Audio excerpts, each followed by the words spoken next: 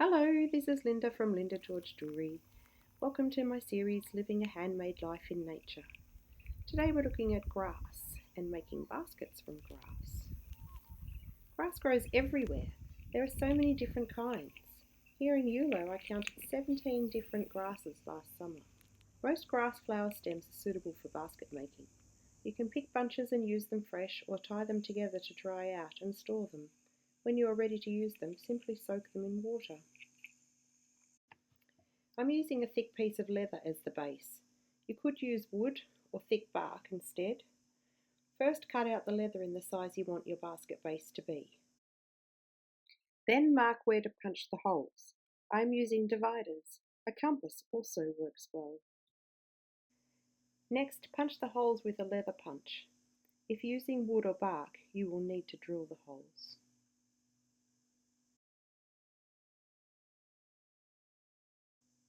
Choose your thread. I'm using embroidery cotton.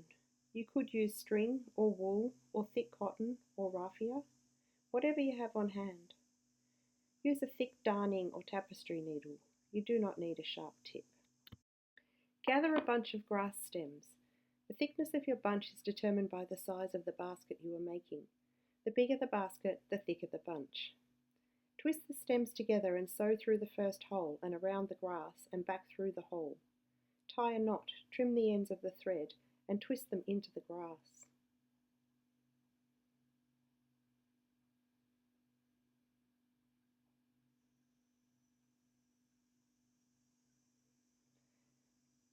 Sew around the whole base, twisting and arranging the grass as you go. Keep the thread tensioned. Pull it tight between each stitch. The grass will shrink as it dries, and if your stitches are too loose it will fall apart later, or be very holey. Do not pull so tight that you break the grass stems.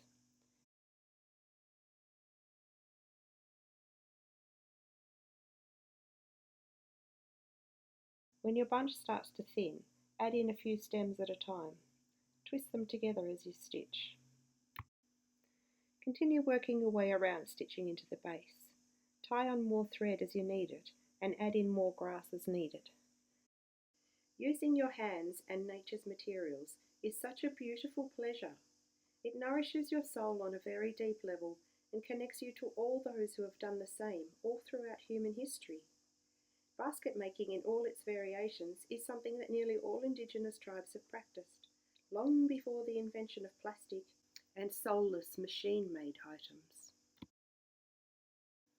If you'd like to own a copy of the instructions for making baskets from grass, I have made a PDF which contains all instructions with photos and some extra variations on this technique. There is a small charge of $7 which will assist me in continuing to inspire and provide information on all the ways you can live a handmade life in nature. There is a link, along with all my other links, in the description below. The next row and all the other rows, stitch into the thread on the previous layer and pull it around the grass. It can be tricky maintaining the shape. Stop often and rearrange the coils. If you stitch your coil to the inside diameter, your basket will decrease in diameter. If it is on the outside, it will increase in diameter, and if directly on top of the previous coil, it will stay straight. Experiment and play around on your first attempt to get a feel for different effects.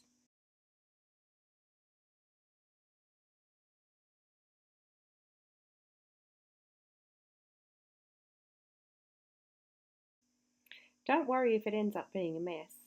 Practice makes perfect. Call this one the practice, and once you have a feel for the techniques, do another. I think it is a good idea to start with a small bowl basket rather than a giant one. You can be as creative as you like. Use more than one colour thread. Experiment with different grasses. Some are more flexible than others.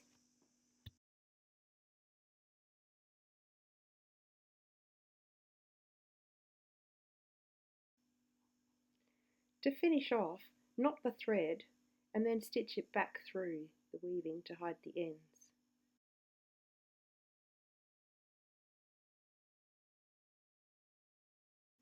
Trim off any loose bits, any bits of stem that are sticking out.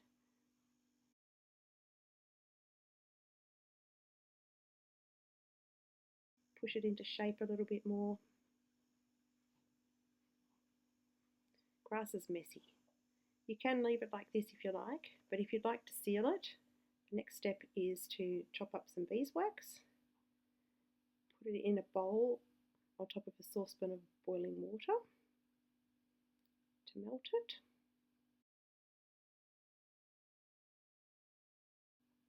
Once it's melted, use a paintbrush and paint beeswax all around the outside and the inside.